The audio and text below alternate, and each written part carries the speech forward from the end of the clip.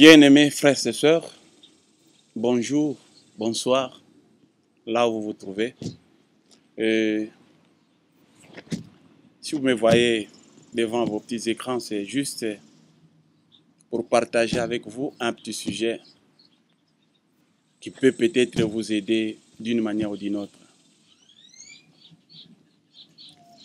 Le sujet que je voudrais partager aujourd'hui avec vous, c'est autour de la main d'association. Bon, je sais que c'est un sujet qui va peut-être apporter beaucoup de questions, qui va provoquer beaucoup de questions chez certains. Mais pourquoi j'ai choisi ça? Je me suis inspiré de ce qui s'est passé dans la Bible.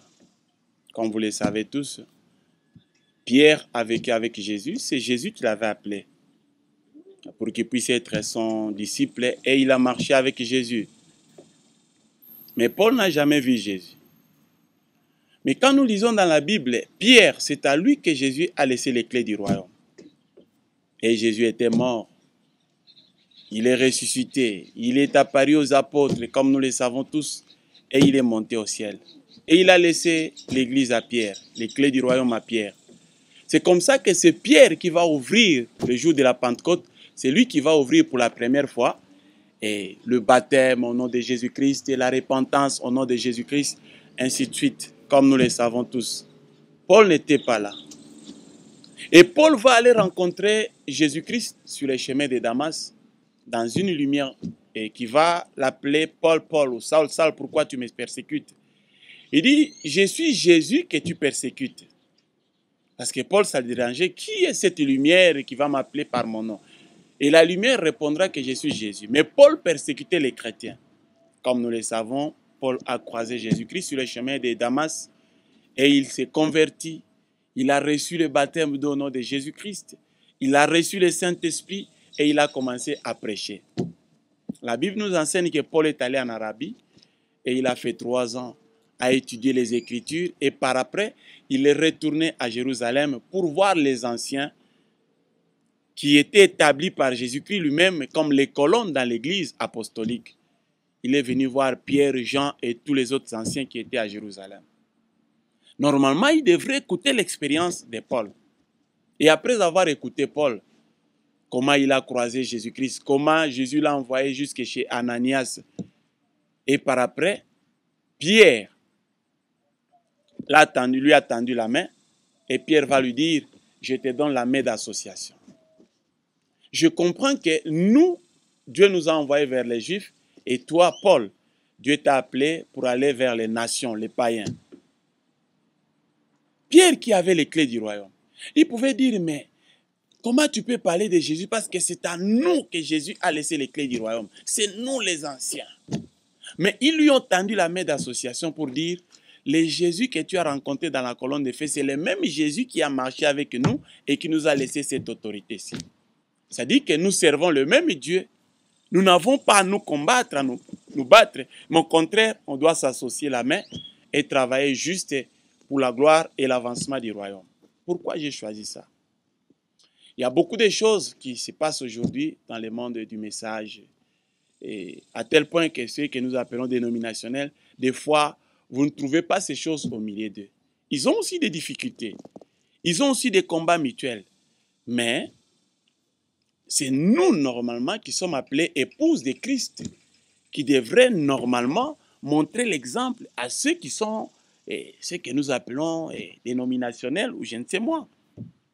Mais au contraire, vous trouvez que ces gens-là sont dans la paix.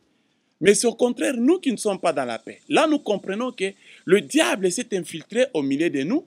Peu importe la forme que vous allez donner à ça. Peu importe qui il utilise. Quand le diable dit qu'il veut utiliser quelqu'un, il va l'utiliser. Pierre, c'est celui à qui Jésus a laissé les clés du royaume. Mais vous connaissez les Écritures.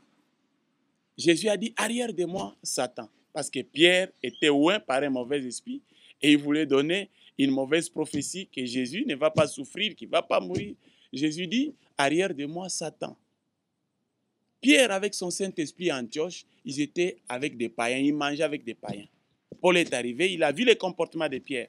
Mais quand les anciens sont sortis de Jérusalem, ils sont arrivés là-bas, Pierre ne voulait plus manger ou rester dans la compagnie des païens pour montrer qu'il était juif. Paul l'a reproché.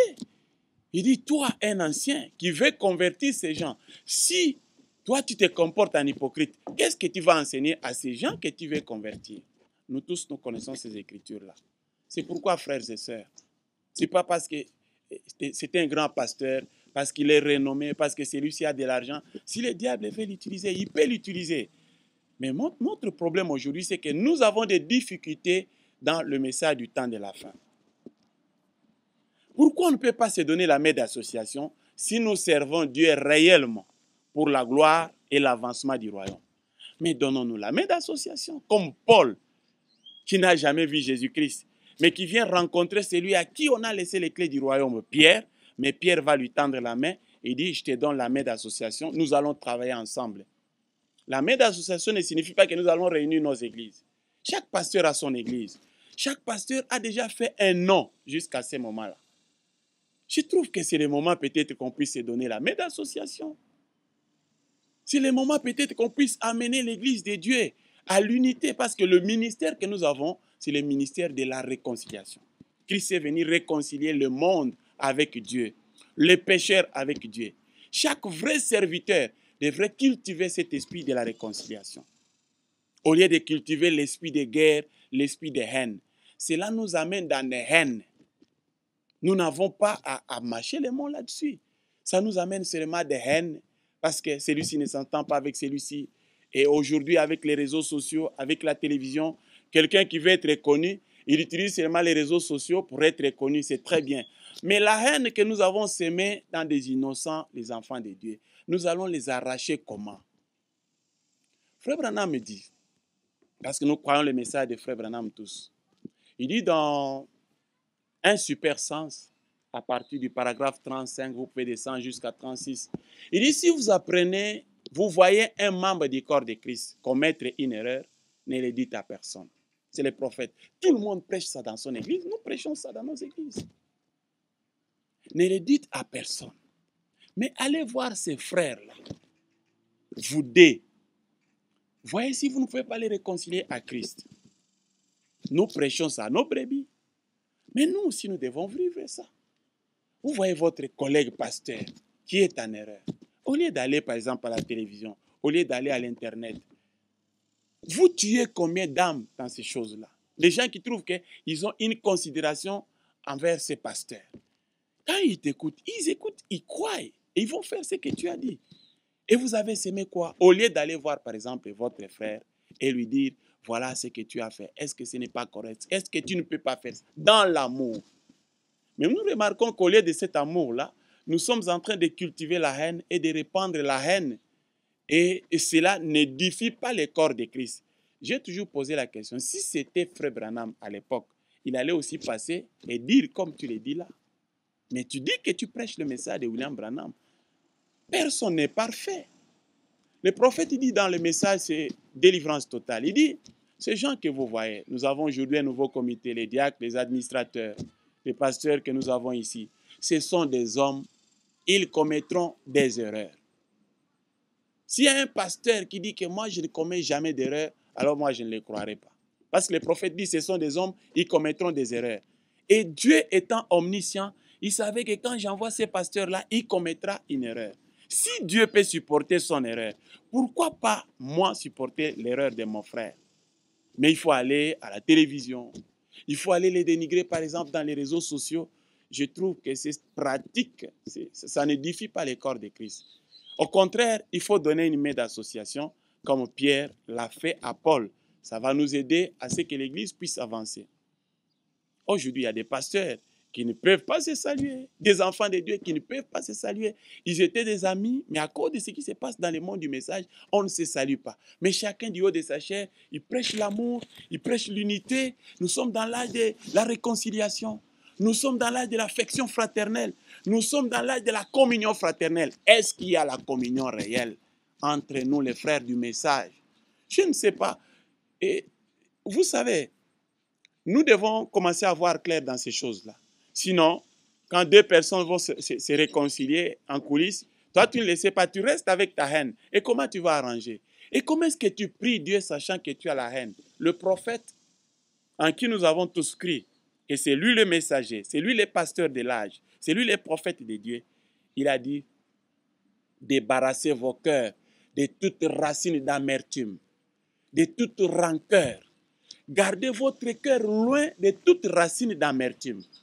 Mais au lieu de ça, nous continuons à garder nos cœurs avec les racines d'amertume.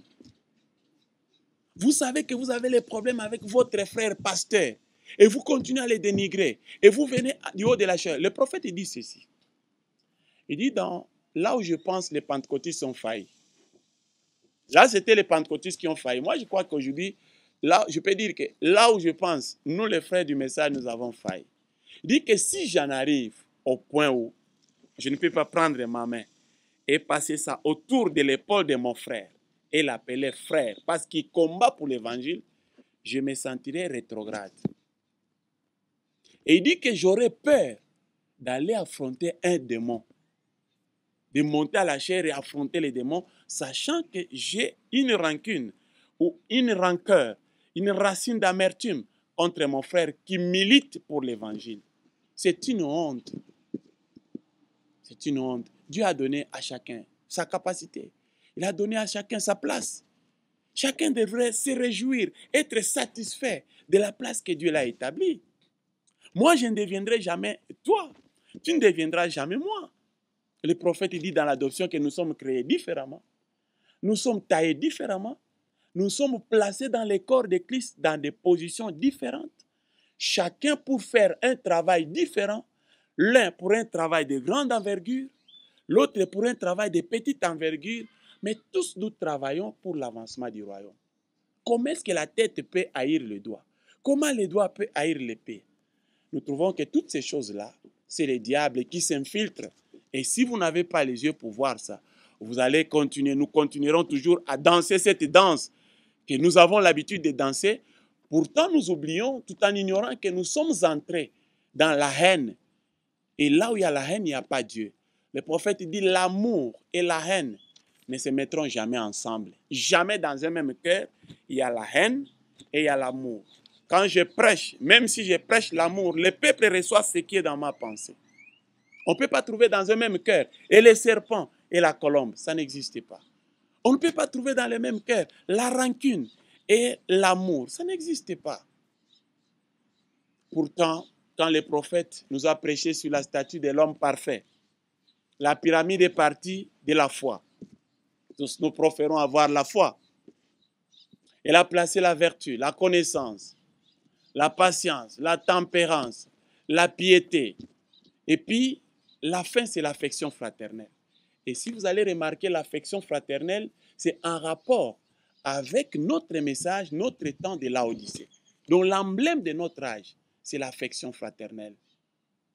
Et le prophète dit qu'au ciel, je préférerais avoir une église qui ne connaît rien sur les dons spirituels, mais qui travaille d'abord dans l'amour. Parce que l'amour parfait amènera des dons parfaits, ça amènera la communion parfaite et ça amènera des dons parfaits. Là où il y a des dons, il y aura des discussions, il y aura on peut remettre ça en question, mais là où il y a l'amour, c'est parfait. Et la perfection d'une église, c'est l'amour. Moi, je pensais que la perfection d'une église, c'était la quantité de prophéties ou la quantité de miracles, de guérisons. Mais la perfection d'une église, c'est l'amour parfait. Un homme qui a Dieu, c'est un homme qui a l'amour. Quand on n'a pas l'amour, on n'a pas Dieu. Parce que Dieu est amour. Et l'amour, ce n'est pas un slogan, ce n'est pas une prédication. L'amour, c'est une vie. Je peux dire, j'ai le Saint-Esprit, j'ai l'amour. Laissez qu'on puisse me piétiner un peu aux pieds. C'est pourquoi, bien-aimés frères et sœurs, j'ai pensé partager un peu ça avec vous. Le prophète dit que si j'en arrive au point où je ne peux pas mettre la main autour de mon frère et l'appeler mon frère, je me sentirai rétrograde. Combien de rétrogrades nous avons aujourd'hui? À commencer par nous, les serviteurs de Dieu. Je crois que nous devons, et ceci doit nous interpeller tous. Les temps avancent, les jours avancent. Dieu ne nous attendra pas. La prophétie ne fera que s'accomplir. Mais Dieu, il regarde seulement à sa parole. Dieu regarde à sa parole. Et je voulais dire ceci. Dieu va nous juger de la manière dont nous conduisons les peuples que Dieu nous a donnés. Nous les amenons à Christ, ou nous les amenons à l'unité, ou nous les amenons à nous-mêmes, ou nous les amenons à la haine, à se haïr mutuellement. les médias allaient être une bénédiction pour le peuple de Dieu. On allait mettre des témoignages, des guérisons qui se passent par-ci, par-là, par-ci, par-là. Mais aujourd'hui, on ne met pas de témoignages là dans les médias. Les médias aujourd'hui, c'est la polémique. Les médias aujourd'hui, ce sont des injures. Et nous trouvons ça correct. Je pose la question. Si c'était Frère Branham à la place, il allait aussi agir de la sorte. Sinon, alors nous, pourquoi nous agissons de la sorte? Si Frère Branham n'agirait pas comme ça. Pourtant, nous sommes dans le message de William Branham. C'est lui l'exemple de l'amour, c'est lui l'exemple de la foi, c'est lui l'exemple de la communion, c'est lui l'exemple de toutes les prédications que nous prêchons. Je voulais partager avec vous. Je crois que c'est le temps pour que je puisse donner ma main d'association à mon frère et dire, comme tu milites pour l'évangile, pour l'avancement du royaume, malgré tes erreurs, je te donne la main d'association. Mais nous n'acceptons pas ça. C'est pourquoi je voulais partager ces morceaux de pain aujourd'hui avec vous. Si vous êtes un croyant du message du temps de la fin, que ceci puisse vous interpeller. Le prophète n'a pas fait des pratiques que nous avons fait. Et je vais aller plus loin. La photo de la colonne de feu que nous avons sur les prophètes, c'était lors d'un débat de la guérison divine, comme vous le savez. Les prophètes ne voulaient pas aller à ces débats-là. Lisez très bien. Les frères Bozoff l'ont supplié, les frères l'ont supplié. Et difficilement, il est parti. Il ne voulait même pas parler. Voilà l'attitude d'un homme de Dieu. Ce n'est pas seulement s'attaquer aux autres. Nous avons un seul ennemi. Ce n'est pas mon frère. Notre ennemi, c'est le diable. Et si je trouve un soldat en erreur, mais il peut attraper la balle, qu'est-ce que je dois faire? Je dois aller vers lui. Parce que la Bible dit, va vers ton frère. C'est Jésus qui a dit ça. Et le prophète de l'heure, il vient, il dit, va aussi voir ton frère. Mais au lieu de voir ton frère, tu viens l'attaquer dans les médias. Je ne sais pas si c'est quelle sorte de christianisme. Peu importe votre grandeur, peu importe l'argent. Moi, je crois que ce n'est pas ça qui fait le christianisme. Ce qui fait le christianisme, c'est la parole de l'heure. Et tous, devant la parole de Dieu, nous nous humilions. Nous devons être derrière les prophètes et appliquer ce que le prophète a dit pour répandre la bénédiction au peuple de Dieu qui nous écoute. Je crois que le peuple de Dieu sera béni et Dieu nous bénira beaucoup. Je ne vais pas faire aujourd'hui ceci pour que je sais que dans 2 ans, je vais voir les frères, nous allons arranger. Ce n'est pas correct ça. Je crois que nous devons avoir l'attitude qu'avait Frère Branham, l'attitude qu'avait Paul, l'attitude qu'avait Jésus-Christ, parce que c'est lui notre exemple. Et nous serons une bénédiction pour les peuples qui nous écoutent. Les médias seront une bénédiction pour les peuples de Dieu.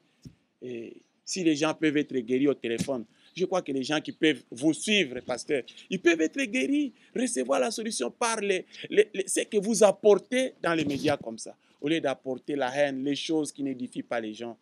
Je crois que c'est le temps de donner la main d'association à ton frère qui sert le Seigneur, qui travaille malgré ses erreurs, pour essayer d'amener une âme à Christ. Que le Seigneur vous bénisse. Je voulais juste partager ça avec vous. Si ça va vous bénir, alors que le Seigneur vous bénisse. Appliquez ça. C'est le prophète. Lisez, je vous ai donné les citations de Frère Branham. Allez lire et je crois que ça va vous aider. Que le Seigneur vous bénisse. Merci. Ok. Et je me présente. Je suis le pasteur. J'aime qu'on m'appelle frère William Kioni Carlos. Je suis le pasteur de Rehoboth Tabernacle à Luanda, en Angola. Et j'étais venu ici à Dallas, juste pour la campagne de l'évangélisation qu'il y avait ici. Et je pensais partager avec vous ce pain. Les frères m'appellent frère Willy, c'est tout à fait correct. Et mon nom, c'est William Kioni Carlos. Que le Seigneur vous bénisse. Et je salue mon église à Luanda, bien sûr, Rehoboth Tabernacle, et tous les saints qui ont suivi cette émission. Que le Seigneur vous bénisse.